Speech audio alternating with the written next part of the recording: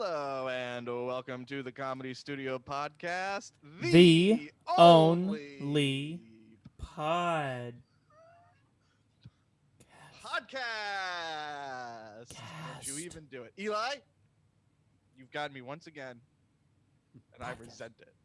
I'm your host, Danny Hatch. Your other host is Eli Levy. Welcome to the show, Eli. Hey, it's good to be here in my room. I did not go far. Yeah, nobody did. We're not allowed to. That's why we're doing it over Zoom. Eli, in taking an audit of our last couple episodes of the podcast, I realized that I have not followed up with you lately on the progress of your bowel movements and, of course, your Mark Maron book. We are I in want two the separate reports. mental illness section. Okay, and that's of your bowel movements, right? Yes, my bowels are very mentally ill and they need therapy. So you're in the mental illness section of the Mark Maron book. I think you were there last time. You must take very quick poops. I was in parenting. Parenting, right. I went from What's parenting. the difference? Are you still liking it? That's a good book. Do you feel that it's making you a better podcaster, just absorbing those words? I realize now that we need to make our guests remember their worst moments. You know, it's a fine line. I try to stay on the sunny side of interviewing because you can very quickly cross into some dark territory. Or the other lesson is to be a good podcaster, I have to go through addiction myself and come out a very manic Jewish 40-year-old man. Yep, but only gambling. Only gambling. Only online gambling. You'll be like Adam Sandler's character in Uncut Gems. You saw that movie, right, Eli? Uncut I did. Gems? It was very intense, and I was Very uncomfortable intense. the whole movie. Rosa got really mad at me because I undersold how intense it was. Oh, she wasn't expecting it? I was like, hey, listen, it's intense, just so you know. And she's like, okay.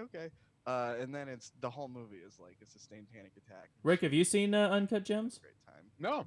It is fantastic. You like it. Our special guest today, he's the screenwriter of Uncut Gems. He Welcome plays to the show. gem in Uncut Gems. Yes. he is. I once opened for Adam Sandler. Yes. Did he? What was he like?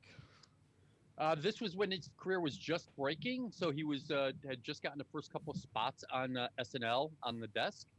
So he wasn't hugely popular, but he filled 3,000 seats at the University of New Hampshire, his hometown. It's impressive. And yeah, it's the biggest crowd I ever played to. It was in a huge gymnasium, 3,000 people, and I got a dressing room and then realized I had nothing to do. So I said, hey, can I hang out in your dressing room?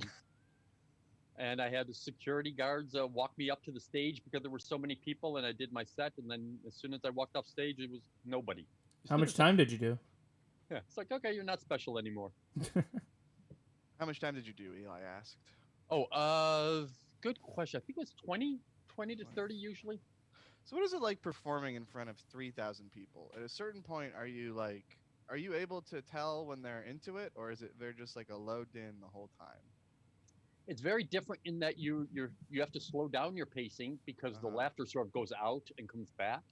And again, this was in a gymnasium, so the sound kind of bounced around a little bit. Basketball. So it sounds like they're incredibly into it. But you know, if you got 3,000 people and 1 out of 100 is into it, boy, it sounds great. 300 people are laughing. Mm-hmm. I think Jim Gaffigan opened for the Pope. Yeah, a few years ago outdoors, and it was like 1 million people. That was performing in front of or something. It was like most of the Vatican was there. I can't fucking imagine what that must feel like to perform in front of 1 million people. Or like U2. You know, every night when U2's on tour, they go out, they play to like tens of thousands of people every night. Mm-hmm. I just want to imagine. You must assume you're a god at some point. I just want to imagine the Jim's manager's face when he books the gig and gets to tell Jim what his next gig is. Hey, Jim, I got a gig for you. Ever heard of the fucking Pope? That's probably how his manager put it. Yeah, the Sandman was nice to you? Yeah, very nice. In fact, his brother and I hung out quite a bit. I actually exchanged Christmas cards for a couple years. Oh, shit. And then I saw Adam Sandler again at a couple times. Friends of friends. Chance Langton, a friend of ours, is old friends with Sandler. So he brought me backstage, and I was like a total fanboy. Adam Sandler says hi, and I go like, I opened for you in New Hampshire. Mm. Okay. Okay, You gotta- fine. you I gotta love keep it you. frosty. Yeah, Such good to a see you joke. again. Well, that's nice. When did Christmas cards go out of fashion? I don't think I've ever written a Christmas card. Thanks to the internet. Yeah, that's a good. Yeah, I guess that kind of cuts off that line of conversation at the head, doesn't it? Proof that we don't need the post office anymore. Oh no, Rick, come on! You guys following this post office business? I sort of a little What bit. the heck? I don't understand it, to be honest. It seems like they're, and hey, look, maybe I'm biased, but it seems like they're fucking the postal service in the ass to slow down mail delivery to make to hamper mail-in ballots in the election. Yeah, I got that part. It seems like, but isn't some of it coming from the director of the post office? Yes, yes. So Trump installed him. Installed him? Like, yeah, come on, at this point, he installed him. Yeah, he's a major donor without any background in such things. I mean, he doesn't know how much it costs to send a postcard. Right. He admitted yesterday. How much does it cost? 55 cents. No, 35 cents. How much did he A think it stamp is cost? 55 cents. Yeah. But you're the Postmaster General. You should know that stuff. Granted, I didn't know what it was until I saw it in the hearing yesterday, and I still got it wrong now. But I'm not the Postmaster General. I don't know, man. He's like, You should he's be. like, I admit that I'm not as up on stamps as I should be. They're fucking. Postmaster General Academy, I did fail Stamps 101, but I was able to overcome that hurdle in my academic career. I found email, and that's how I got around it. We, speaking of Republican fuckery, I don't want to give this person too much time, but I've given her a good amount of time on this podcast for the history of the podcast. Our old friend Laura Loomer, I don't know if you guys saw, won her primary for Congresswoman in Florida. In case anyone is listening and does not know our history with Laura Loomer got offended at a joke Ken Reed made on Twitter. Ken Reed, someone who had performed at the studio in the past, but had not performed there in a while. And Laura Loomer sent all of her goons to give the Comedy Studio 1-star reviews and blow up our phone line and try to tarnish our reputation on the internet because Ken Reed had played there before. This woman is not pro-business. I'm sorry. All of these Republicans run on, oh, I'm pro-business, get rid of the regulations. Well, how about you get rid of the shitting all over the Comedy Studio part of your platform, Laura Loomer? We need to figure out each candidate's stance on stand-up comedy. Now, I hope she doesn't win, because then what happens to us? You know, we were in her crosshairs when she was a nobody. I guess we can't open in Florida now. There goes that plan. Fucking asshole! I hate this woman so much. Well, and you have a QAnon follower is going to be Congresswoman from Georgia. QAnon? She might lose the election. No, a Republican in Georgia, that's very safe. I don't think a Republican in Georgia knows how to use 4chan or 8chan. Oh, are you kidding me, Eli? Oh no, yeah. Come on. Oh yeah, they've mastered 4chan. They've mastered it because there's youngins now, people younger than us. There was a Democrat candidate. Did you hear about the 19-year-old guy who won his primary for the Democrats? He dropped out like a couple days ago because it turned out that he had like disseminated revenge porn when he was in middle school. What does disseminated mean? Sent revenge porn to people. Oh. Just like, disseminated into the water supply like the Joker. And he dropped out. The This Scarecrow fucker wins his Democrat primary. What's that? That's the Scarecrow who did that in Batman. That is the Scarecrow who did that. You're right. With his fear. I'm sure the Joker tried to disseminate some shit into Gotham's water supply at some point. Yeah, probably, but not something cool. It's just like, I'll show you. Exactly. It's laughing gas. So that's our politics roundup, of course. Really cutting edge. Not cutting edge, but just cutting takes from the. Do you think we should challenge Laura Loomer to a debate? Was it you who? Yeah, you had mentioned that in one of our meetings. At first, I was like, "No way," but and at the I'm same like, no time, because I'm not good at debating people. I'll let them walk all over me, and I'm not going to give her the satisfaction of beating me in a debate on my own podcast. just mute her. But oh, that's true. I can mute her. That's interesting. That's the true God mic. Yeah, or Rick, just I'd not love put to her see- on. I'd love to see you debate her. Me Well, or now we're just don't- censoring her by not putting her on. Yeah, exactly. You just don't put her on. I really read an interesting thing today, tracing all our troubles back to that book, The Secret, What's the which, secret? if you don't know, is about bringing the universe that the universe provides, and all this sort of if your prayer and if you're right, then you won't get sick because your mind will be in the right place and everything. And that's sort of what you're seeing with Trump, who believes he will say, oh, COVID or whatever, eventually it's going to go away, which it is, sooner or later he's going to be right.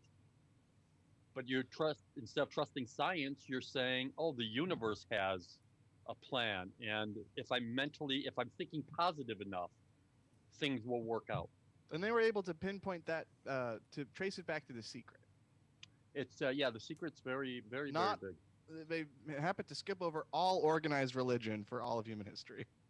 Well, It teaches people just wishful thinking is the there only way may, you can get. there may be another forward in book life. that's a problem, but Yeah. right now I'm just focusing on the current one.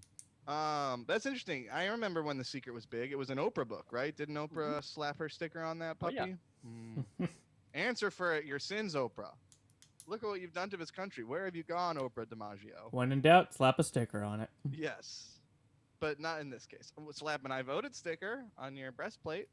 Yeah. Yes. Do you think positive thinking is that it helps, that it's Me? effective? Short answer, yes, but to a certain degree. Well, let me try it for once in my life and get back to you. You should I be don't know. positive No, thinking, I but you don't. should also be realistic thinking. You can do both I mean, at you're the same dating a time. scientist. Mm-hmm. Yeah, I don't. I mean, positive thinking is good for your mental health, I suppose. But I don't think that's how you solve your problems. No, I mean, positive thinking should keep up your mental health, but then you should also realistically think about what actions you should take in your life.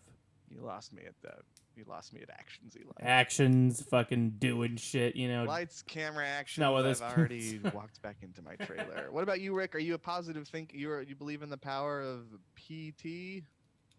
I don't know. I'm pretty much atheist, Uh-huh. so it wouldn't follow. But on Define the other pretty hand, much. You there can seems to you be, can if think act as positively if- without being religious. Yeah, if you act as if, that there's no spiritual Mm-hmm. Guide to force. Yeah, there's no other force working on us. But if you attack a problem as if you're going to solve it, that's you usually do follow through. The whole thing in the martial arts of you have to look beyond the brick to be able to punch through it. If you look at the brick, then you just break your hand. Yeah, Huh. it's true, but there I'm gonna doesn't try that necessarily next need time to I be a punch religious wall out aspect of to it. anger. I've had practice with that. You're raised Catholic, of course, Rick. Yes. When did you lose your religion? I'm practicing for when Harrison comes on. My deep. When did you stop believing in God, Harrison? I don't know. I think when I was in my teens, I was very religious growing up because that was philosophy. That was the only place talking about what does life mean and all that sort of thing. But when I started getting to that point where, well, that answer doesn't really quite make sense, and then when the Catholic Church, had their philosophy towards abortion and towards a lot of social issues that I didn't agree with, it made me question everything. Once you pull one of those bricks, the whole Jenga tower is gonna fall eventually. Yeah, they talked about abortion, and then they were like, "Now punch through this brick." Yes. That's Catholic school, right? That is, I went to Catholic school from grades 2 through 12, and it was my first class was talk about abortion class, and then it was gym where we would just punch through brick every day. Mhm. I have knuckles of steel, which is why I'm so surprised that the hand sanitizer has eaten away at them because I thought they were stronger than this. And then lunch, where we ate communion wafers and drank wine. Was that what your schooling experience was like, Rick? Not as much wine. No. Well, I went to cool A school. lot more wafers.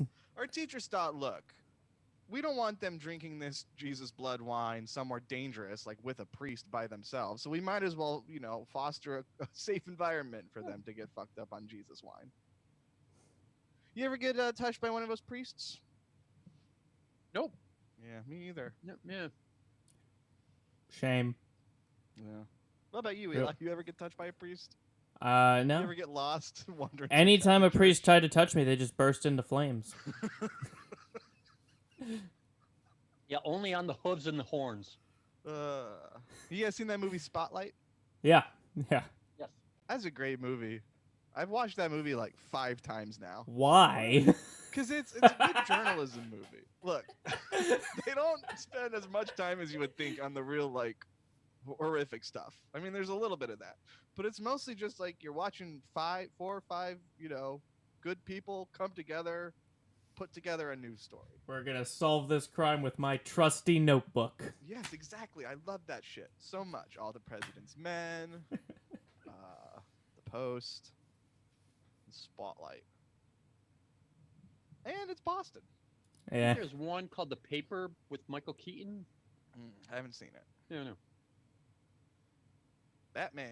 Michael Keaton was also in Spotlight. Yeah, I was gonna say Michael Keaton's in Spotlight. Yeah, he's the editor of Spotlight. They have such funny accents in that movie.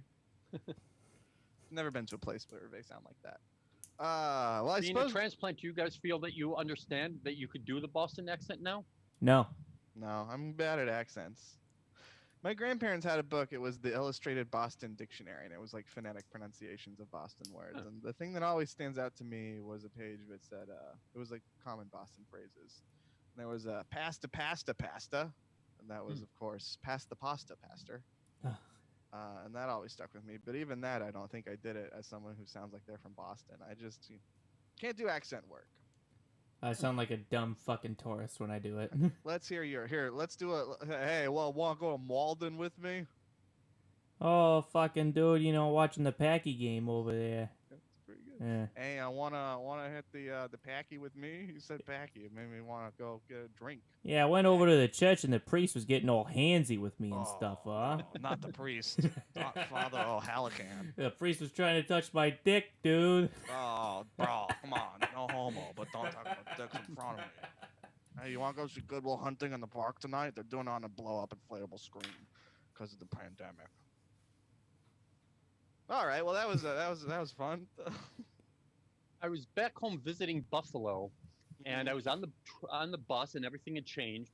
So I told the bus driver, "Hey, I don't know where things are anymore, but I want to get off next to the arena, the big new hockey arena." And I said, "Okay." And we go down, and I can see the hockey arena on the left, and he turns right. And I said, "I wanted to get off at the arena." And he said, "Yeah. It's coming up." And we keep going further and further. Finally, I'm like, I can see the arena right there. And the bus driver says, "Oh, you must be from Boston. I thought you were saying the marina." Is this real or a joke? That's absolutely true. Okay, because you like to start things where you do a conversation and then it turns out you're just running a joke at us. No, But not at that all. happened. The paper was with Michael Keaton, directed by Ron Howard in 1994, an American comedy drama film. I don't Comedy like drama. comedies about the news. The news is not funny. The only comedy news movie I like is the Onion movie, which was actually pretty funny. If you haven't seen it. Well, Glenn Not Close, really Robert bad Duvall, reviews. it can't be that funny. Hey, Robert Duvall starred in that notorious comedy drama The Judge Mhm. with Robert Downey Jr. I read for that. You read for The Judge? Which part? I was just I got called in to be one of the scumbag millionaires that hire Robert Downey Jr. Sort of like, "Hey, I'd pay you to get me off." Yeah. Mhm. Was that your Boston accent? Yeah. So we're paying we're killing kids with our poison. I'm paying you a lot of money so that I don't have to worry about it. And this movie came out in 2014. So you were going out for parts as recently as 6 years ago? No, for The Judge, Right. not The Paper. No. I know. The Judge came out in 2014. Was it So- that long ago? Wow. Yeah. Well, it's pretty. I haven't, since I've known you, which was 3 years after The Judge came out. Yeah. You've never mentioned any interest in reading for parts. So when did that stop? No, it was just it was a specific one. Every once in a while, I'll get a call just because of on type. I see. I mean, I've never really done any acting or anything, so I think they're just trying to pad their numbers. Are you a Well, member of somebody said- Boston Casting? Yeah. I mean, she said, it's just a few lines, and it's with Robert Downey Jr. And I said, "Oh yeah, okay, I'll take a shot at that." Do you get to read with Robert Downey Jr.? Or No, with, never got to that point. No. Yeah, I'd you love never see got him to say on to the Robert silver Downey screen. Jr. that I need you to get me off. Rick, if you were in a movie right now, I would go to the movie theater and watch it. Fuck You know, the there's a pandemic. really- I'd see you on the silver screen. I heard an interesting quote from I'd do Lorne anything to Michaels see it. that Okay. said, Lorne Michaels Good said, guy. there's nothing funnier than small-time show business. Sure, the Muppets. I think we got a movie in us. What did he mean Us? by that? The foibles and squabbles of a bunch of nobodies trying to put on a show is the height of comedy to Mr. Yeah, Big, the whole waiting for big Guffman. corporate Lorne Michaels. This asshole. Yeah, Bowfinger, Spinal Tap, all that. People desperately wanting to be in show business is very funny. Is Lorne Michaels going to sponsor our movie? From your mouth to God's ear. We should we've got a third guest coming in about 10 minutes, God Okay. willing. We should let's talk about these shows. 'Cause he's Which going to be shows? on one of them. All of them. Any show in the world, I don't care. Our shows are the ones. Let's talk Harrison's about been in. Lost. I think you let's mean recap ours. our shows. We of course, this is our last weekend was our first weekend of 3 shows a week. Sorry, I'm getting some weird stuff with my audio and I'm trying to talk really loud to see if it's coming in on the mic. Yeah. So apologize my fluctuations. Whoa! It's okay. So last weekend was our first weekend doing 3 of our virtually the same live stand-up comedy shows. Rick, you were at all 3. I was at all 3. How did you think it went? Or they went? Very good. We had some technical audio issues on Friday. We did, and it happens to the best of us. I mean, look Yeah. at me right now. Yeah, and I think every day This was better podcast than the is a one testament to before, that. and I think we got something special. All we gotta do is make $1 billion with these fucking things, and then we're in business. Bada bing, bada boom. Bada bing, bada boom, easy as that. Well, who'd we have last week, Rick? Why don't you walk us through the lineup, as you would call it? This is the Oh. version of The quiz test show? we took. Yeah. Oh, I don't even recall Can because you I mean there name were any person, man, woman, camera, or TV who attended the yeah, show? three nights with five different comics each. We had Friday night. We had Chris Post, Mhm. Daya Lakshminarayan on, who you heard last week on the podcast. We had Corey Rodriguez, Will Abels from Austin, but he's currently not Austin. He's from Austin? No, that was last week. Will Abels, who is in Maryland right now, though, my neck of the woods now. Mhm. And who was the last person? And Gary Peterson, who told a very funny story about some car trouble he had. That was Friday night. Saturday, oh, what a show Saturday was. My friend Mike Kaplan, who still hasn't had me on his podcast. Ooh.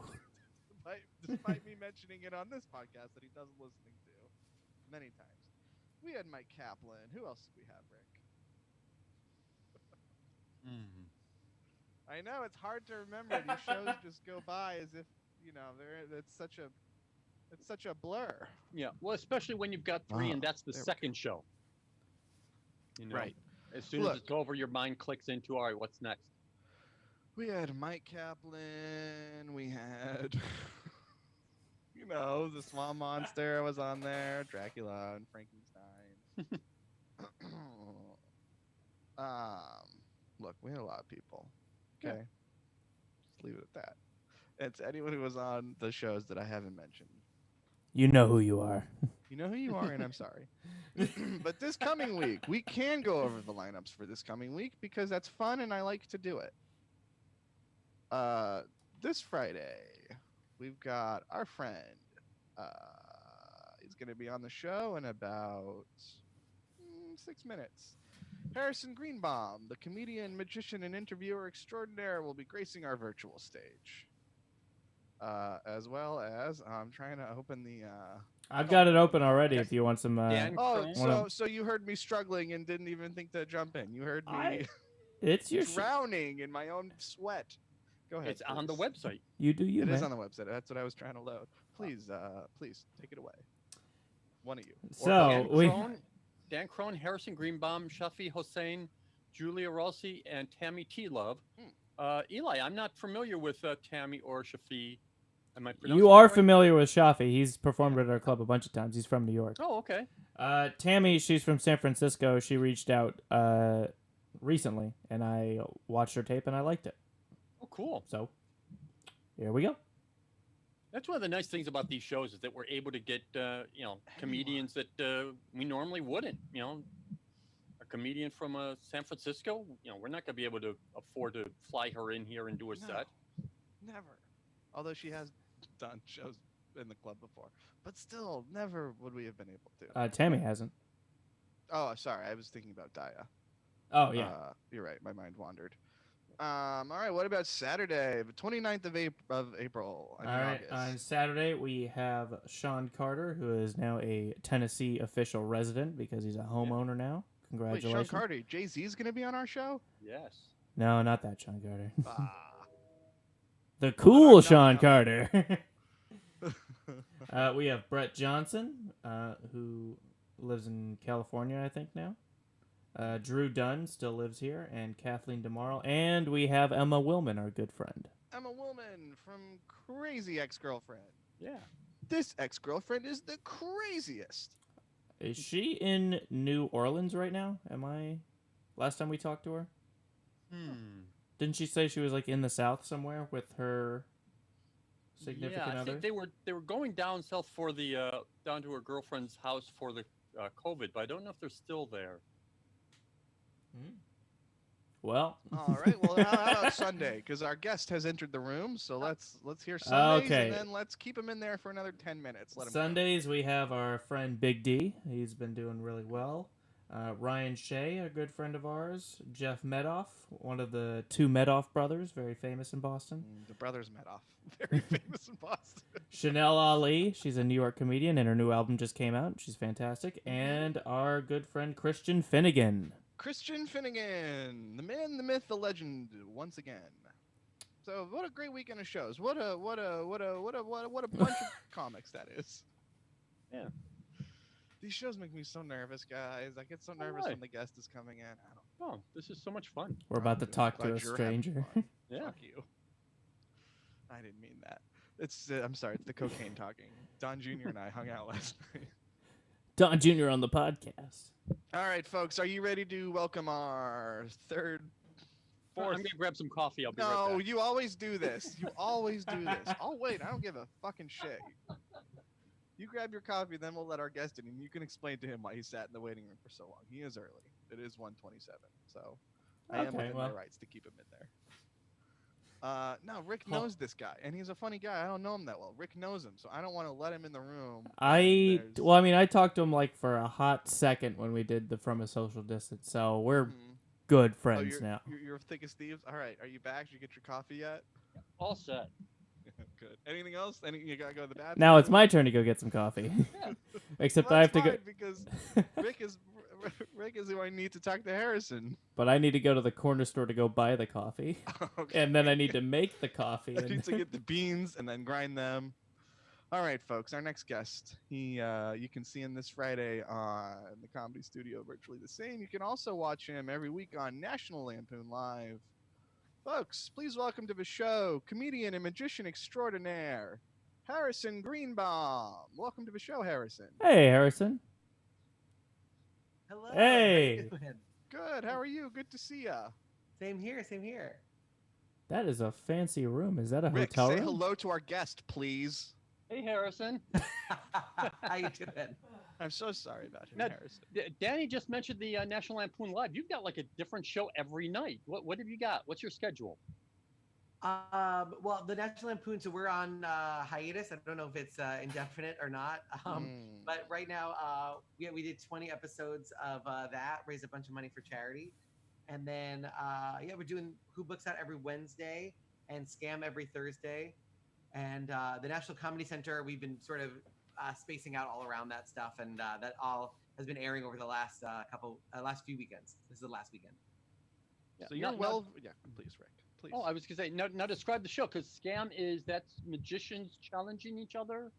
Well, it's Scam Online. It's the Society of Conjurers and Magicians. It's a very secret, very prestigious magic organization that I should not even be mentioning. Please don't visit this website.com. but it's turned into a little bit of a wrestling show where now every episode has a storyline. So you're still getting magic acts, but now it's all within the context of time travel, which was our last episode, or Time travel. Harrison versus Patrick. Patrick's my co-host. So we had a team of all magicians named Harrison versus a team of all magicians named Patrick.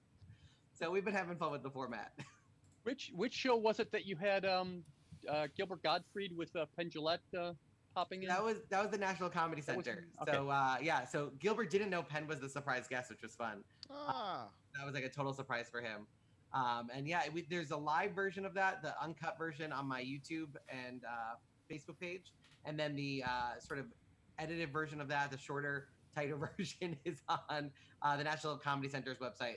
That'll be airing live this weekend.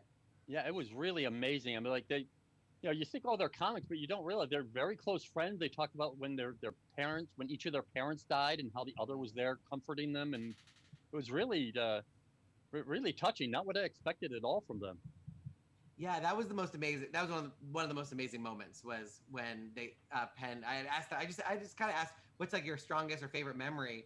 And Penn had this beautiful story about their moms had both died, and they were very close to their mothers, and they just hung out at a restaurant telling the dirtiest, most offensive jokes to each other as a sort of way to get through it. And it was beautiful and a perfect story in terms of the power of comedy.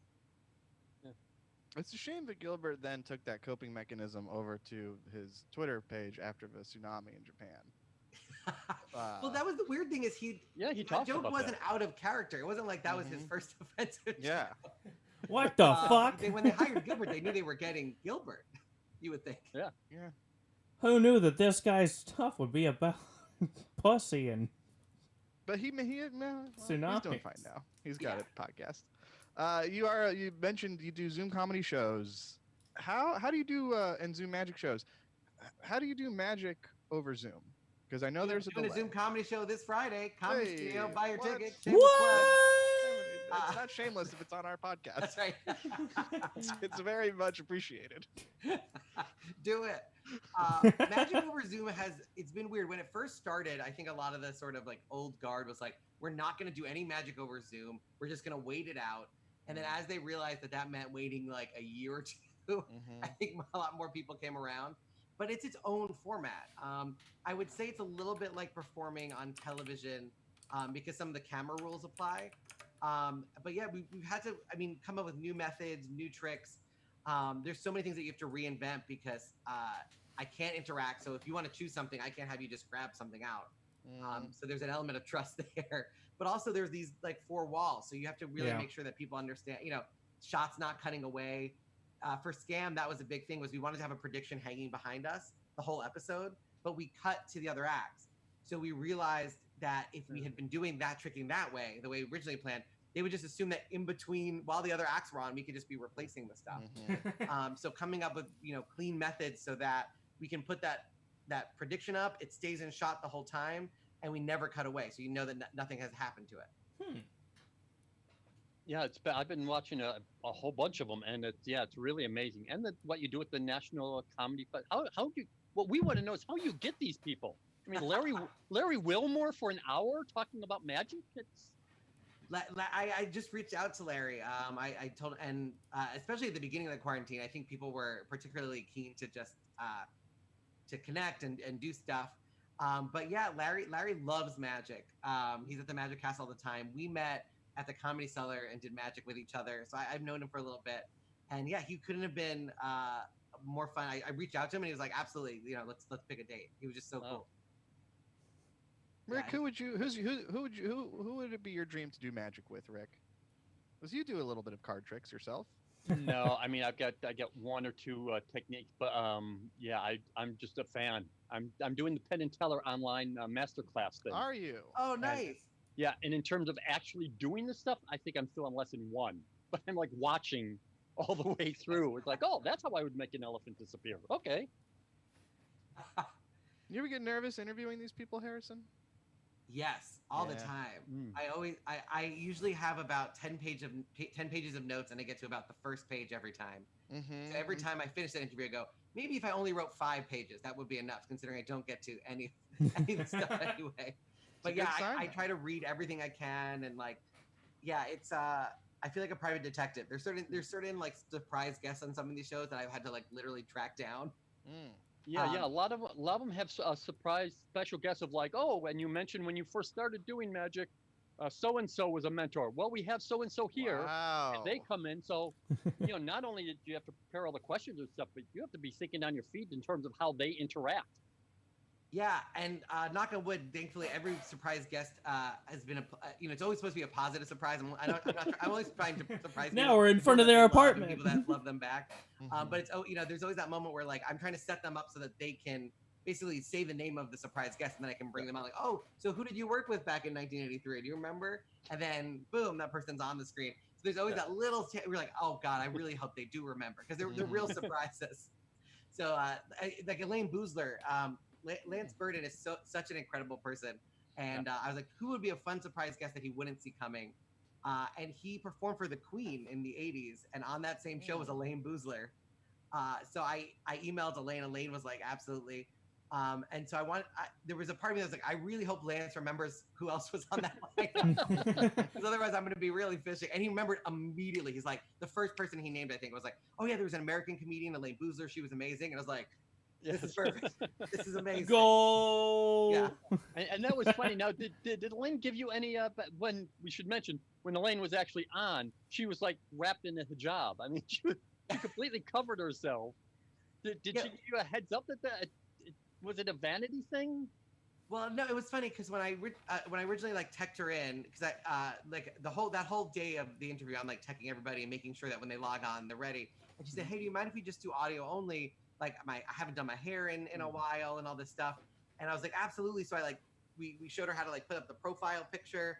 I say we like it's not like there's more than me on the team. I showed her how to put the profile picture so it would be her face on the thing, and right before, I think when she realized that it was like video and that like was a major part of the interview, she kind of called that audible, and I was like happy to go with it. So it was really a complete surprise because I expected no video at all. So like when she did that, I was like, this is a great bit.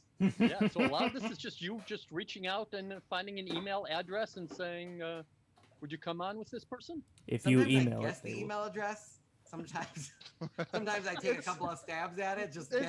It's usually first name, last name at Gmail, right? Or you're just like info@thatpersonsname.com, or like you just try. Sometimes you have to do that, especially for the surprise guest. I take a shot, because the worst thing they're gonna do is say no. I love that you have to do a magic trick to get the magician on. Have you gotten a reply? I predicted your address. Yeah. Have you gotten like intense Facebook stalking? That's definitely a thing that happens. Yeah. Have you gotten a reply back that somebody is like, yeah, I'll be on your show, and they're not the person that you were trying to reach out to? Because you got the wrong email address. Thank God that has not happened yet. But my uncle's name is Adam Sandler, so I think he's not actually Adam Sandler. His name just is Adam Sandler. I'll be on your show. Every time we go to a restaurant, there's always disappointed people at that restaurant because the reservation's under Adam Sandler, and then we show up. We have nothing to do with that. Yeah, I have a feeling there's a reason he does that. Yeah, because he likes the taste of 100%. spit in his food. We're from getting a waiters. good table. Oh, what a power move, man! If I was named like Tom Cruise, I would do that. Yeah.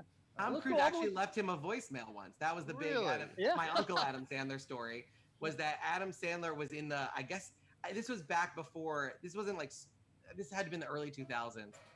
But evidently Tom Cruise wanted to leave Adam Sandler a message about how much he liked him or something. And the assistant that got him the phone number must have accidentally, he must have thought, oh wow, this Adam Sandler's so easy to I'll find him in the phone book. I called all the local restaurants and said, has an Adam Sandler made a reservation there recently? So he got a message from Tom Cruise, because my uncle also lives in Long Island, and Adam Sandler, the real one, is like a Long Island boy too, I think. So maybe that helped lead to the confusion, but he got what seemed to be a very real message from Tom Cruise. What was the gist of the message? Yeah. No, it was just like, I love you, we should meet up, like all this kind of stuff. I love you. You should meet up with him. Have they done a movie together? I don't think they have. No, it was so weird. But if I was Tom Cruise, I would do that too. If I saw a movie that I liked, I'd be like, you know what? I want to leave that guy a voicemail. Yeah. Give me his number. I'm gonna contact that person. Yeah, I'm always toying with it when I see someone like on stage or online or whatever. I'm like, oh, I should let them know, and then I'm like, if I'm not that big. It's like, You don't want to leave a message going, "Hey, I saw your set and I think you're pretty good," and have them go, "Who the fuck is this?" I mean, He's talking you about know what? like, I want you to start working the weekends. yeah. Like you see Wanda Sykes on TV, and are you talking about that level? No, I mean just like because now I go to at least 1 or 2 open mics a night, just going online all over the place, and I'll just find someone and say, "Hey, I like that joke.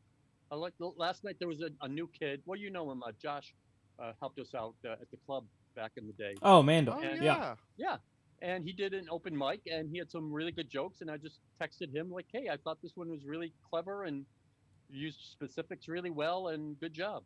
Well, I bet that meant a lot to him because you Yeah. are somebody in the scene, Rick. You Yeah, do yeah, run a you- major comedy club in the Boston scene. You, in Yeah. fact, have a Lifetime Achievement Award from the Harvard College Society of Stand-Up Comedy. Yeah, let's start. Let's go all the way back, Harrison. So you get accepted into that school across the street. Yep. Small liberal arts college. Never heard of it. What was it like getting accepted? Why did you apply? How? I mean, I was always like I was like the valedictorian. I was like the goody two shoes, like straight A student. So like that seemed like a good goal. mhm. I had no idea if I was gonna get in. I was hopeful, but like the acceptance rate is like insanely low. So I applied early actually. So back then it was like early action. So there was like early decision schools where if they accepted you, you had to go, and early action where you're allowed to apply to one school in advance and they could accept. So I found out that I was in December. So I knew before Ooh. most of the acceptance letters would have come out, I think in like May. Yeah. And my mom still made me apply to other schools as a backup. How did you spend the second half of your last semester knowing that you got into Harvard already? You would think that I should have just, everybody else kind of gave up. Like I was in an economics class where literally the average grade was I think 50 or 60 on a test. And I got like a 90, and he literally just pulled me to the side and be like, "I couldn't include your grade in the curve because it would have failed to everybody." Like, What? I appreciate you trying, but I cannot include your grade in the. You should have Game of Thrones the rest of your class been like, put it in. So what I was was the like, "Oh major? wait, did everyone stop studying? I didn't realize we could do that." What was the major? Major was psychology with a minor in English. My sophomore or junior year, Harvard it's been around since the 1600s. It was the first time they allowed you to have a minor. Well, why? So I was like, all right, I'll do it. So I was one of the first people to graduate with a minor, which is, I guess, trivia. Yeah, and so you were very involved in the magic scene at that point, right? You came up and started with the Young Society of Society of Young Magicians. Yeah, SYM. Yeah, so I was going to Boston and helping out with the kids there, and it was all connected through Magic Camp. So I knew a bunch of the Boston guys who were like my counselors at Magic Camp. Mike Bent would come up to the Magic Camp in New York during the summers. So as soon as I landed in Boston, I was like, "Oh, there's this place called the Mystery Lounge, and I must be there." Yeah. How did the transition from magic to comedy go? You've told me in the past that like you always had the idea that you wanted to get to comedy, and magic was sort of a way in. Yeah, because when I was doing magic, I was always trying to get laughs, and I was always trying to like be funny. But the jokes are situational, and they were sort of based on the tricks. And I landed at Harvard. I was like, I'm excited to be. I was like the president of the yearbook and the president of the newspaper, all those things at high school. I'm gonna go and do the same thing at Harvard, not realizing that everybody applying for the newspaper was the editor in chief of their school newspaper. So I got rejected from like everything. And it started to get to the point where it was just like a running joke. I was auditioning for plays just to see. Like I made it to the second round of a modern dance show by just like rolling on the floor, because evidently the line between knowing how to interpretive dance and just being an idiot is very thin. I made it to the second round of a modern dance ballet by I was running in circles around the room. I flapped my arms. I took their breath away. You hear that, open micers? I got Modern a call back. dance. I could not believe I got a call back. And did you Like a go to your modern- callback? What? Did you go to your callback? Yes, but then at that point, I think it was like a real where they had an actual choreographer, and I The could jig was not up. I could not keep up. Yeah. But the first one was just a freestyle, and I nailed it. So I kept getting rejected, and the only thing that took me my first semester was AUPI, the Jewish fraternity, because the only qualification is be a man and be Jewish. And I was like, I have both of those things barely, but I have them. So I was in the frat, and one of the frat brothers was part of a humor magazine called Demon Magazine, which no longer exists. Every year they would put on one stand-up show. So there was one stand-up show a year at Harvard, and it was the Demon Comedy Fest. And he was like, "Do you want to do magic in it?" And I was like, "Do you mind if I try stand-up? Like, it's a comedy show, and I've always wanted to try it." And I went on stage, and I was like, "Oh, this is what I've been looking for. Like, this is." I was wearing regular clothing because when I was performing at the Mystery Lounge, I was like it looked like a country club. I was wearing khakis and a blazer. You can't curse. You can't really talk about what you want to talk about. Like I always used to joke that like if you want to make a joke about abortion, you just make that joke. There's no like abortion card trick. Let's make that baby so you disappear. Stuck doing like linking your rings. So I was like, oh my god, this is amazing. I cursed on stage, and that had lined up. That was right before I went back to New York for the summer, and I had applied on a whim for an internship for Mad Magazine. So that all like happened in one big ball, and so that was the push I needed to be like, oh, okay, this is actually what I meant. This is what I'm supposed to do. Did you get to meet Alfred E. Newman at Mad? Does he work out of that office, or does he like work from home? That's right. You know, I assume he's been working home. He must have known about this quarantine thing way early because I've never seen it. So Mad Magazine, but you interviewed a group of the writers. Yeah, John Vaquera, who is the editor-in-chief, was there. Sam Viviano, who directed, art director, and then senior editor Joe Raiola. And then as a surprise guest, he brought in Dave Corrado, who interned 3 times for Mad and then ended up on staff. Oh, yeah. Those guys are amazing. I mean, that place, even if I think I didn't know if I wanted to do comedy before then, and I think I already did, but like going to Mad's offices and being around that, I don't know if there's any human on earth who would work a summer there and not want to be a comedy writer. Like it's the most fun. Yeah. Every day, like John is blowing a train whistle or like hitting drums and making sound effects in his office, and he's like, "Joke time!" And like we all go to his office. Somebody's taping their face, and we're just like pitching jokes. It's comedy heaven. Why don't we do that, Rick? Was it mostly was it like all straight white guys? There was a lot. There was. When you say that, I imagine that, you know. Yeah, and I've talked to them about it. There were very few. I think if it was still around, that would be something that hopefully would be changed. Most of the editors have been in place for decades at that point.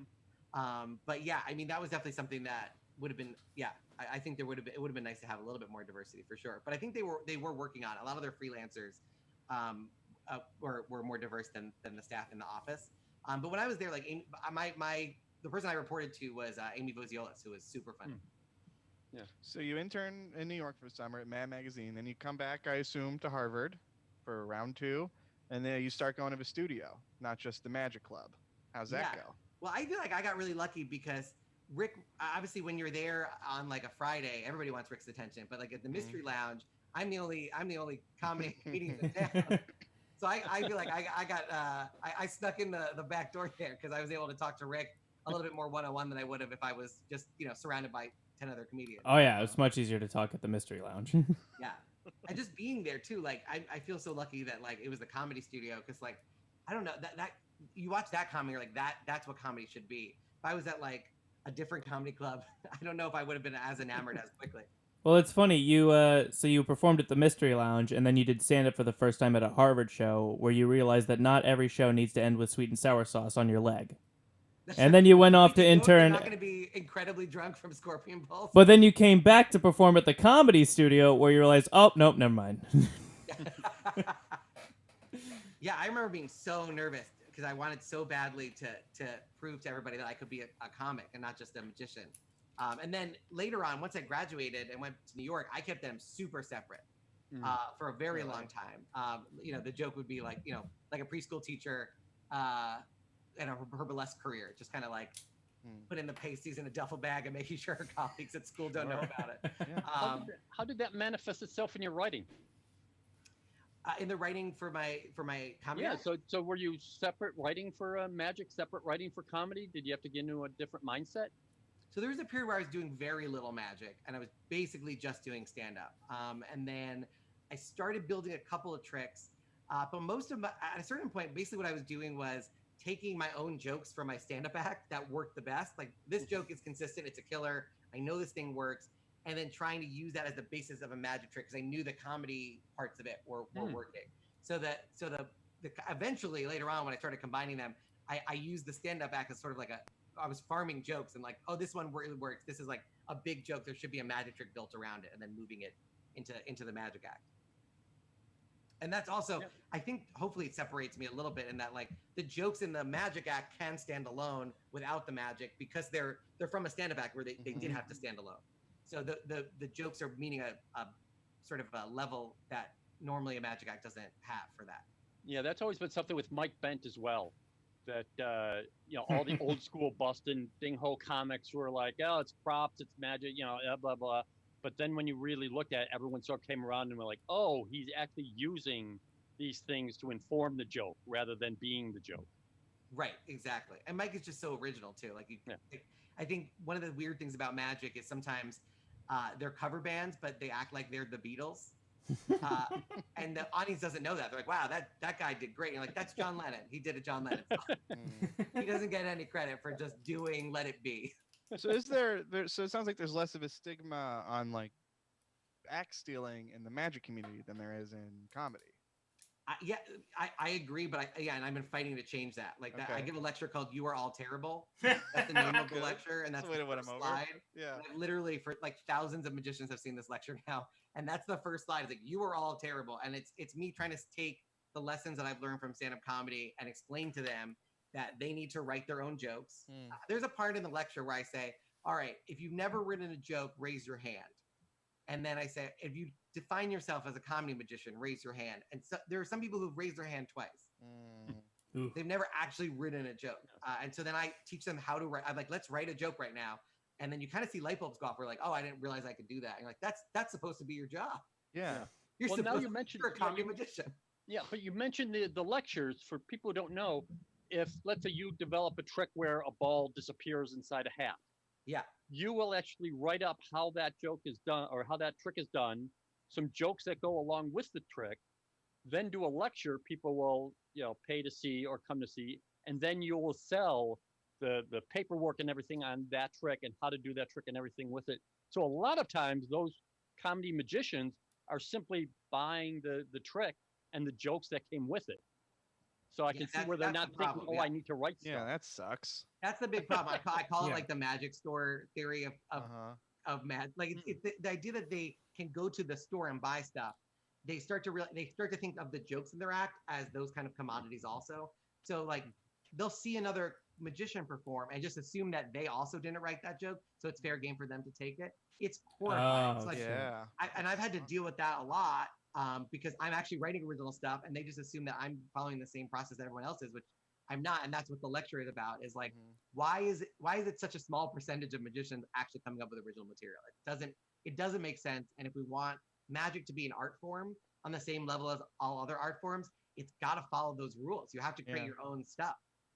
So, and it has to reflect who you are. How many magicians go on stage and then all you know about them is that they're a magician? You don't know who they are, where they come from. A good comedian, you feel like their friend at the end, or their enemy, but you know enough about them to make that decision. Yeah. Were you saying something, Eli? Well, I was gonna say it seems like with the magic world, a lot of people think that there's just one big pool of available tricks, or available like things that they can do, and just the whole thing is like new tricks being added to that one pool that everybody can do. But that's not necessarily the actual case. And there are trends. Like there'll be a trick that comes out to market and every magician buys it. And then for the next 3 years, everybody is doing that trick. Like there's like popular tricks. And every 10 years, it's funny because like a magic camp, we have different generations of campers. So like my generation of campers, we all like this kind of magic. And then the kids now are all, it's like they collect decks. They spend all their money on just like regular decks of cards, but that are fancy and collectible. We were buying books and trying to like buy. It's very frustrating to see people acting like that's when they say, well, how come comedians don't like us? I'm always like, because they're doing the work. I would be upset too. I am upset too. Like you have to write your own jokes. And they also go, well, I don't know if it's possible. There's only a limited number of things you can do. And I'm like, that's a rule that you made up. You can absolutely invent a magic trick. You can absolutely write your own jokes. That is not an excuse. Yeah, I mean, something I like about the magic community is that mentoring and that if you know how to do this trick, that's the basis of this other trick. And if you do that, you can do that. You know, that there's a history to it. There's a profession. There's a craft to it that I think in stand up, we a lot of times think, oh, you're just naturally funny. Oh, you just happen to have stumbled into this joke as you were talking about yourself. Knowing the history and and what, you know, a complicated joke is built on a simple joke. I think that's something I like about magic, but yeah, sometimes it leads to shortcuts. Yeah, I mean, there is something cool about like a magic convention where 1,000 magicians get together and their whole focus is just to kind of learn more about magic. They're seeing lectures, they're watching shows at night, they're going to like classes and workshops, and you definitely don't have that in the comedy community. But on the other side, you also have like somebody will mentor you and then like gift you their act. Yeah, and that's a thing that doesn't happen in comedy and definitely should not happen in comedy. Yeah. Eli, I want to hear about your run-in with the Mystery Lounge. Oh, I don't know if we. Not to put you on the spot. I do think you said it before on the podcast, but I always love hearing it. Well, I'm not gonna name names, but I'm sure in context it can be figured out. So when a couple years ago when I was just working tech for the old comedy studio, I also got paid to do the tech for the Mystery Lounge on the Tuesdays. And there was one time where I got the intro wrong by accident because I wasn't told like who was hosting that night, so I just had to like guess based on the the normal lineup, and I guessed wrong. So one of the magicians, who is a mind reader, I think, came up and yelled at me in the tech booth. Now, he couldn't have seen that coming. He couldn't have looked in your mind before you said the intro and known that you would. So I waited until after the show, and then I went and I yelled at him, and then he yelled at me again, and then he followed me for a couple blocks through Harvard, yelling at me, threatening to fight me, and wanting me to fight him. But I was walking away at a normal speed that was too much for his old man body to keep up with. There's a lot of context clues in there. Yeah, I don't think Harrison is having any trouble. So you had a whole hour plus to think of your comeback after he yelled at you. What I did was just steaming. Well, my comeback was "Don't talk to me that way," but okay, that's good. But classic.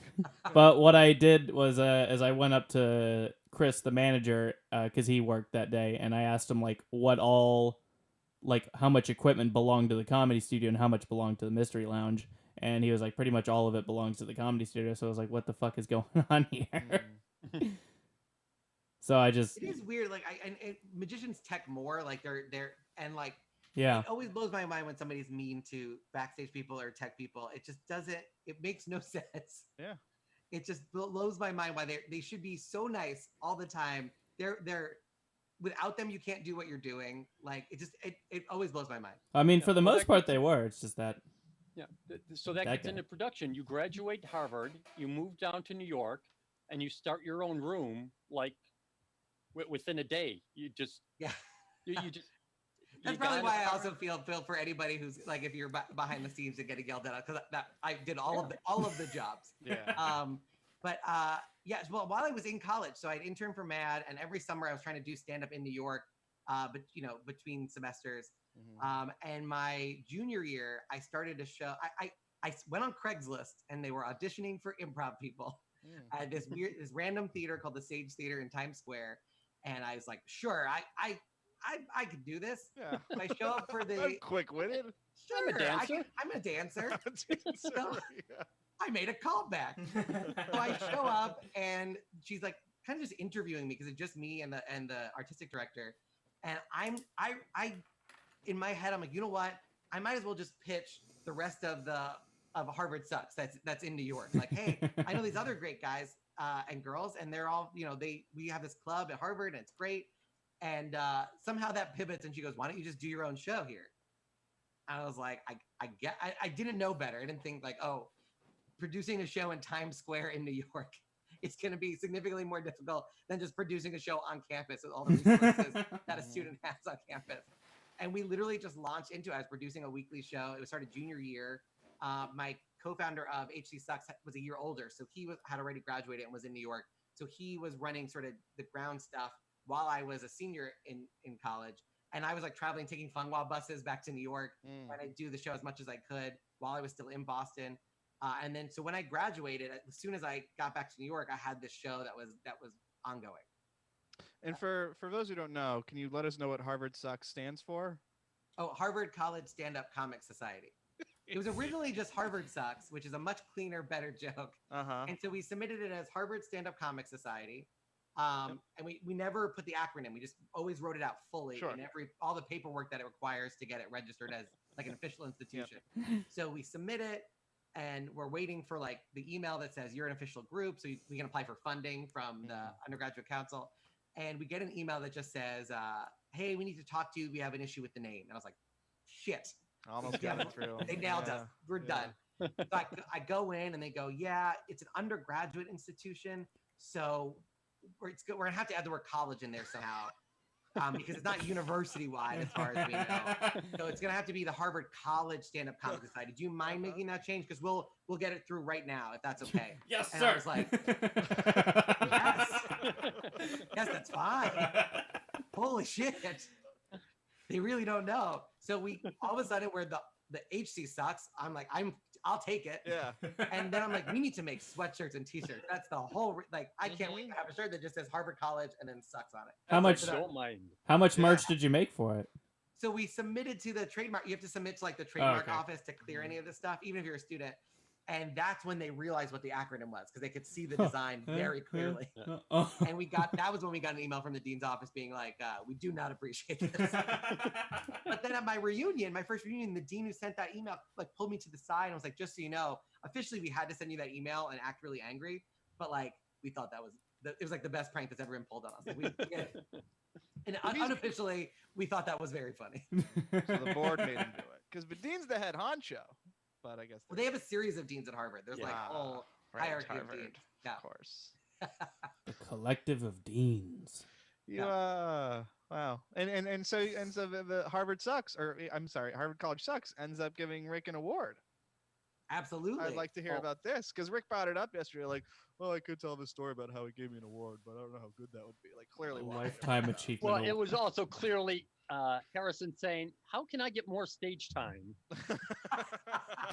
I won't lie that wasn't not part of it. I mean, did it work? But it was one of those things where we also wanted to start attracting people to like talk at the club and stuff. We had given one to Mike Birbiglia got one, and as I was graduating, I was like, Rick was just the one that I was like, he absolutely deserves one, and we should give him one. And it was just like a non debate of just like, obviously, like, if I want to use my powers for good, if I have the ability to do this, I'm going to do this. That was the main reason. I was just like, we had a meeting and I was like, who in Boston deserves this? And it was like very clear that like Rick should absolutely get one. Were you honored, Rick? I was very, very surprised. I'm like, oh, that's something for the resume. Yeah. I made that on Photoshop, that certificate. Is that actually on your resume now, Rick? Do you have a resume? You know what? We did, we're doing some sort of PR or something, and I listed like 10 pieces of trivia about me. And yeah, I listed that as one. But that's, just this past year is the first time I actually used it. That's how my resumes are too. It's my name and then some trivia about me. It's a winning format. There's a fun fact section on my resume. Right. Harrison, I don't talk to a lot of magicians, and I have had a question about magic that I've always wanted to ask. Yeah. Have you seen the movie Now You See Me? Yes, and I am very upset that the sequel was not called Now You Don't. Seems like a missed opportunity, of course. Why? Very stupid. Do movies like that piss you off because they misrepresent stage magic? Now You See Me, they're robbing banks in different fucking like continents while they're on stage in Las Vegas. Also using flash paper as a weapon, that was yes. Which is just not possible. So do you feel represented on screen, or do you feel like they are making a mockery of your life's work? I don't feel like they're making a mockery. I would like to see an accurate depiction of like the magic world, because there's a million shows that kind of show stand up mostly how it is. Like obviously there's heightening, but like funny people. Even Seinfeld kind of shows you some of the things that make a stand up comedian. It's like crashing, There's so many shows that show you what life as a comic is. Very few shows that show you what a magician is like without being like Job from Arrested Development. Right. Although there are lots of real Jobs. There are Jobs in the Okay. magic community for sure.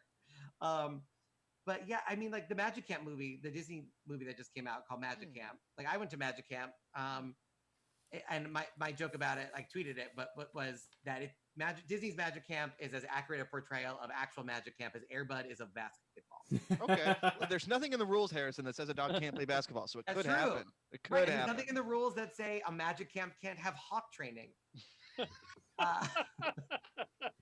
You could technically you can do magic with a hawk. I'm not Sure. saying it's impossible. Why wouldn't you? It sounds awesome. I wouldn't teach a child hawk magic. It seems irresponsible. They must make those gloves and child Is sizes. this your hawk? I don't think they do. I think that's clue number one. They should never okay. make something to protect you from a hawk in child size. All right, that's a good point. Just like they don't make child size condoms. It just doesn't make. Yes. It's not All right. appropriate. When you put it that way, it's very stark.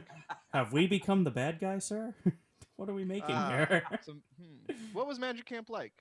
No hawks. We could cross that off. The No bat. hawks. And no bullies. In the movie, there's a bully, and I was like, there are no Oh. bullies at Magic Camp. Wait, We're all the weird- what we're did all the they- weird kid. Yeah. What did they show the bully But how doing do you at bully Magic somebody Camp? at Magic Camp. Right. It's an oasis. It's insane. I will But say- also, and also we like make a very big speech. Like if we see if we catch even a whiff of bullying, we shut that down because it's supposed to be a week-long safe space for Yeah. kids to be magic nerds. I will say it's not unheard of because I did have a bully at golf camp. Well, it's golf though, Eli. I It shows the sport of all the assholes. I in the didn't world. think that would be possible, and Was he very good at golf? Was that No. why he was able to bully you? He was bad at golf. That no. makes it worse. He failed golf camp. I didn't know that was possible either. What did he do? Was he good at driving the cart? We didn't get to drive carts at golf. You didn't get to You drive don't get to carts? drive the Young carts at bullies, golf we just until you're thought- adult. Did he spend the whole camp trying to get the highest score? Was that the problem? He's like, I have the most points. I am crushing golf camp. No, I don't know if this makes this Crushing. worse. It was a sleepaway golf camp. Oh. What, So- you just sleep on the putting green? All of the bullying took place off of the field. Okay. Well, I'm Was sorry that you had to go country through club? that. If it was on the field bullying, it would have been much more hilarious.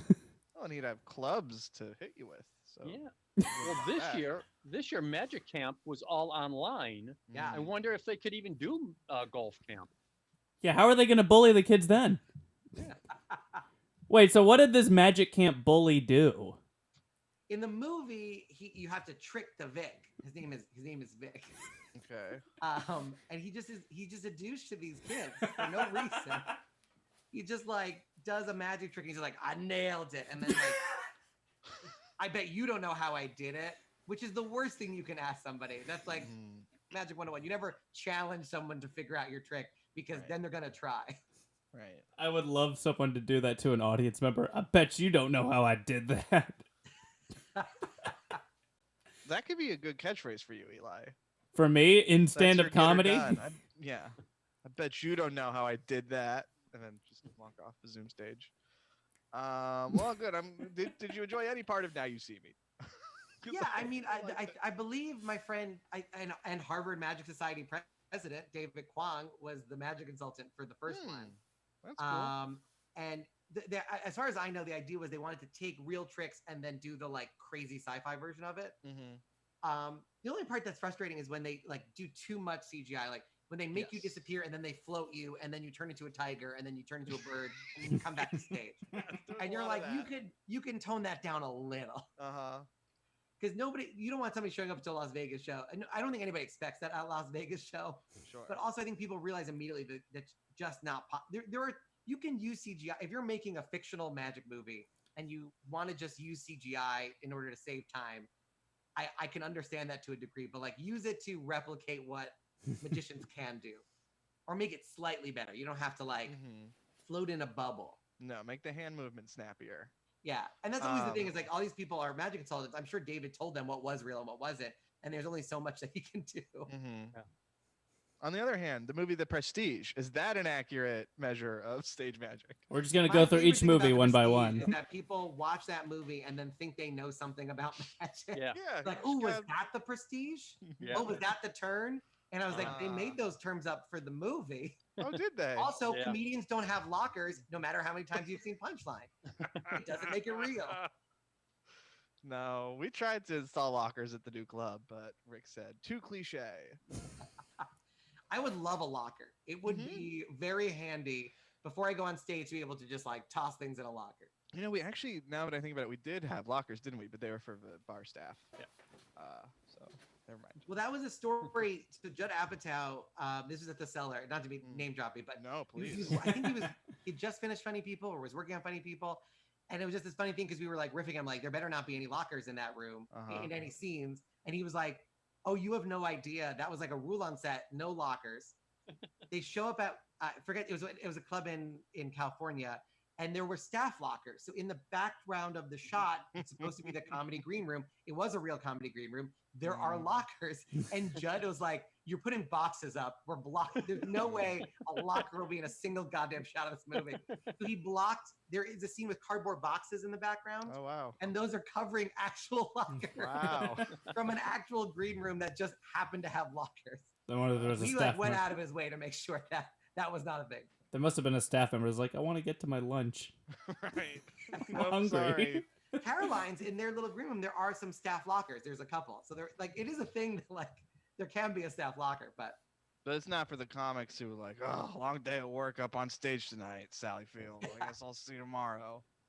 with the benches, it was like they reclaimed It a was high like a school locker room. football seat. Yeah. I mean, don't you want to see comics after a show say time to hit the showers?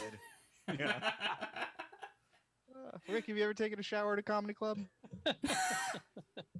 I've been wondering about that. Like all these TV shows, the late night talk shows and stuff. I wonder if they have showers in their office. I wonder if I know Kimmel does. They does must. it? Yeah. I wonder Mhm. if Colbert. Yeah. Do you just change and Full bathtub in my change from your office. street clothes in a wardrobe and go on stage, or I think well, I've seen- Harrison? Now you Yeah. did a warm up for Katie Couric. You've been on a few America's Got Talent. You've been on a few network TV sets. What's the what sort of facilities do you have to prep?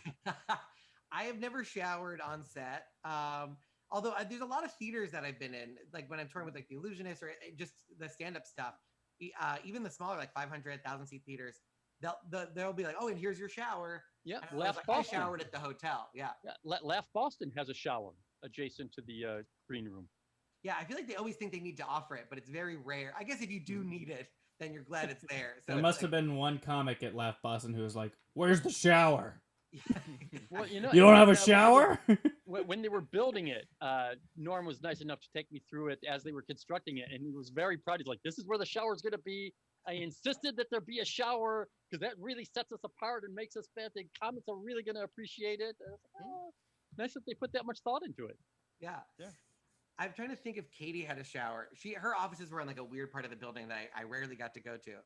I feel like she definitely had I know the people at ABC, can I say, I guess I could share this. I'm not working there anymore. But at ABC, like the main talent, I think had their own doctor, which I really wanted. Oh, wow. That was cool. I think they had like a staff because the ABC building is a giant facility with so many people, and there's another building 2 avenues away. So there's like it makes sense. I'm sure like economically it makes sense to have their own doctor, but like you could sort of see, and I didn't have access to it as the warm up, but there were people who had access to this doctor that was in the building that was sort of on call to make sure like everybody was healthy and happy. So that's like an amazing, that's better than a shower. That's a dream job for a doctor, I think. Well, and we'll save Yeah. it for we'll save it for the show. But there's a great story about how Katie Couric fired you. What a good teaser. I don't know if you've heard that story yet, Harrison. On that note, we are coming up on the end of the podcast. Before we end, we like to go around the horn each week To and be have clear, I everyone- wasn't fired. I did leave for another opportunity. And Katie didn't even know. I'm telling the whole story. Yes. Katie had no idea. She was like, "What?" I actually emailed her. Anyway, Get I'll tickets save to it for the- Friday's show if you want to hear the story. oh, it's What a perfect tease. it's a Boston related story. Yeah. There you go. So we like to go around the horn, have everyone give a comedy recommendation, something they've enjoyed in the comedy world recently, and if they want to shout out a local business who might be struggling during the pandemic. We'll start, as we always do, with Rick. What do you got this week, Rick? Let's go with Anthony Sabelli has another video out. He does little 5-minute videos about really interesting character actors in comedies or something. And this week he's got it's a little 5-minute thing of Jackie Vernon, who is the voice of Frosty the Snowman, who is one of the great roundtable Friars Club kind of comedians. He was very big. He's got some clips of him doing stand up and such, and he's mostly known only as Frosty the Snowman. So it's a really cool little thing about a stand up comic you probably haven't heard of. I liked his Pat Morita one last week. Yeah, he's doing a great job with it. And local businesses buy a ticket to the Comedy Studio. There you go. We want to keep going. That segment of the show has morphed into us desperately saying. Yeah, Support Within the this last local couple weeks, business we've now. been the featured business on that one.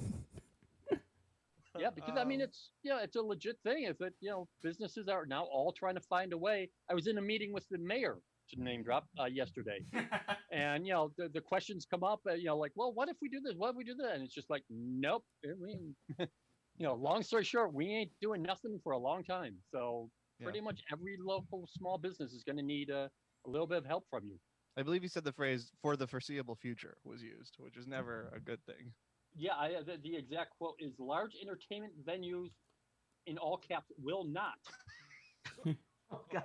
be allowed for the foreseeable future. And I quote the An mayor. animated GIF of somebody just going.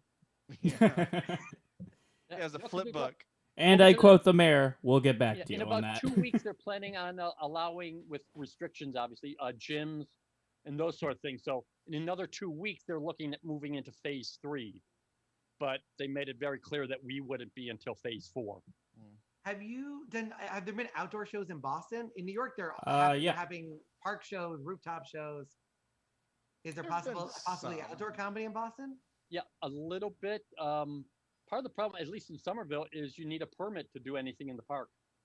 Can you say it's a very funny protest? You know who screwed that up? American Comedy Club in San Diego. What happened? They were told, okay, no more comedy because of COVID.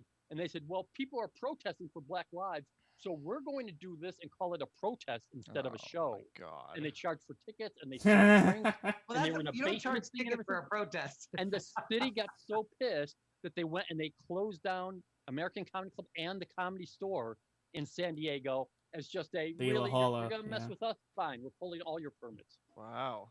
Whoa. Well, then let's not Which do that. I believe in New York City, the ripple of that is in New York City, there's actually a special restriction that says stand-up comedy.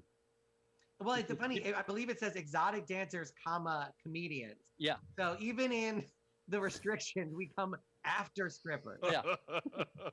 That's the Sounds petty about part right. of New York. Sure. In the Golden Globes, it's musical or comedy, and in the pandemic restrictions, it's Yeah. strippers or comedy. Yeah. Always the bridesmaid comedy. I would like to recommend the 2011 Rory Scovel and John Doerr Conan set. You can find it on Oh. YouTube. So good. It's very, very funny. I just saw it for the first time, and it really tickled me. And for my local business, sure, the Comedy Studio. We need it at this point. Who are we fucking kidding? Yeah, we've got Harrison Greenbaum this week. We do. Yeah. And speaking of Harrison, I heard of Greenbaum, that what guy. do you got to recommend, Harrison? Oh man, I remember once I did a set with Rory at Housing Works in New York, and I just remember he stayed in that like Jim Southern character the entire time. And the audience really didn't know that wasn't him. They just thought that was who they Yeah. were seeing. I've It seen- was so amazing. Yep, I've seen clips of him just doing a German accent and not addressing it. Very But, like funny. any other comic, I think would have broke at some point. He'd be like, "And look what I've done." Uh-huh. He just walked out, and they're like, "That's the man." I saw. Um, Resolve.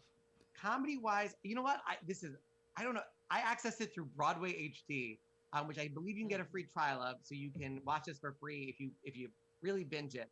But the people that made The Play That Goes Wrong made a BBC Very show called The Show That Goes Wrong, Okay. or just The Goes Wrong Show. Okay. I don't laugh out loud like all of the comedians. I'm broken inside, and usually I just go, "Ooh, that's good." Uh-huh. I actually laughed. Nice. Like out loud a bunch. My girlfriend and I were like kind of in tears, which is we haven't been that way in a very long time Yeah. for like a piece of content. Right. So it's really funny. It's really clever. So that I highly recommend. Obviously, Comedy Studio. that would be my pick. I also just hosted the a virtual escape room convention Ooh. called Conan 2020. I'm a huge escape room nerd. And they are also hurting. And there was a whole owner panel where it was very sad because they were all talking about, obviously it's very hard. So you could also buy vouchers to those people. They have virtual games that you can play online via Zoom that are really, really cool. So absolutely, obviously those are easy to forget because not some people don't even know escape rooms exist. Right. But They're fun. after the Comedy Studio, if you have anything left, there are escape room companies in your area that I'm sure could use your support. And something that's free, if you want to make a donation, you can. Your interviews on the National Comedy Center. Help me out here. You do Sam J. You do comedycenter.org/festivals where you can find all the content. Drop a few of the names you interviewed. Sure. So Howie Mandel, Sam J.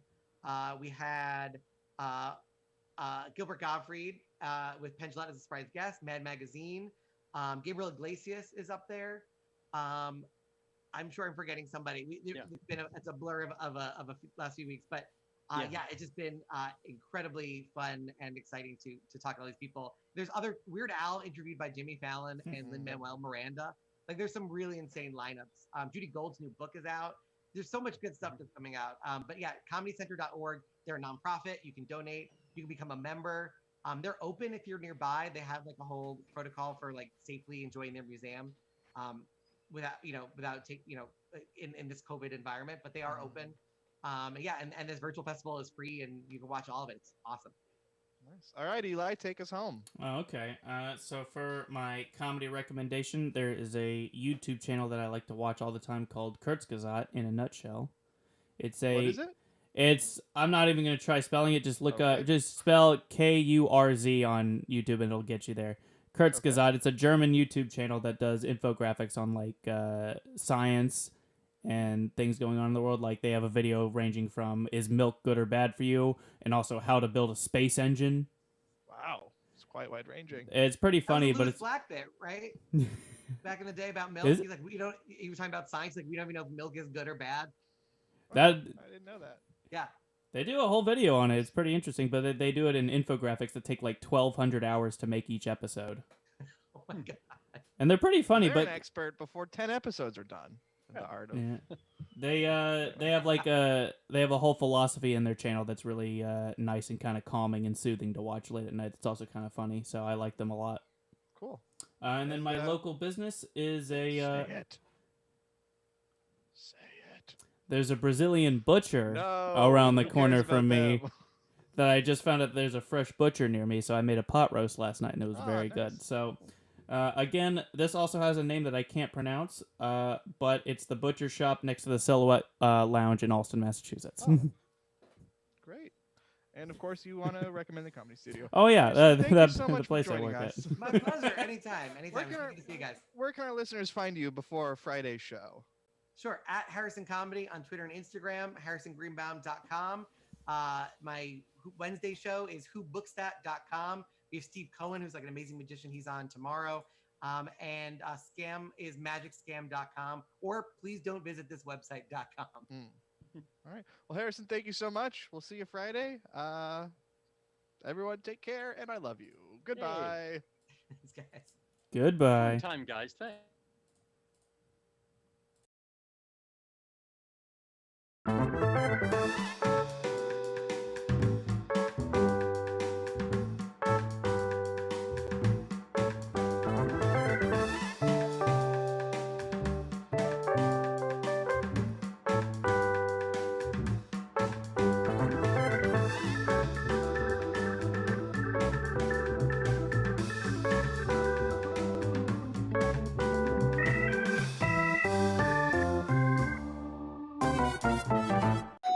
Ooh, pizza's here.